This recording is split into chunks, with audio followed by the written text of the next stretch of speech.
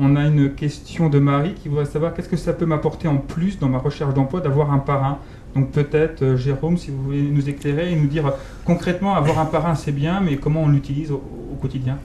Bah, je pense que la notion de parrainage, elle existe déjà depuis quand même assez longtemps. Alors peut-être pas sous la forme de la FIP, mais lorsqu'on a les internautes, les stagiaires s'expriment la plupart du temps, non seulement sur les réseaux sociaux, mais aussi, à mon avis, sur les forums, d'autant plus.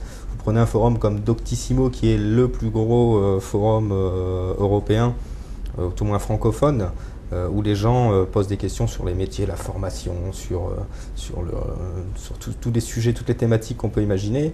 Si un internaute répond en lui donnant entre guillemets une bonne réponse ou en essayant de l'aider, pour moi ça devient un parrain. C'est un peu de l'accompagnement, on va dire.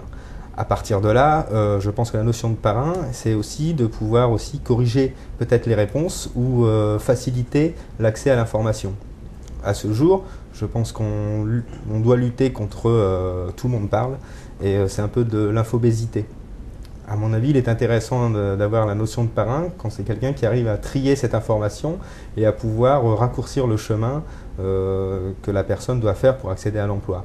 Au moins trouver la bonne personne ou le bon interlocuteur au bon moment.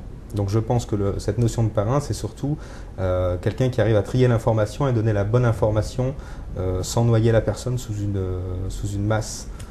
Voilà, c'était un peu cette notion de curation, on a appelé ça dans le Web 2. D'accord.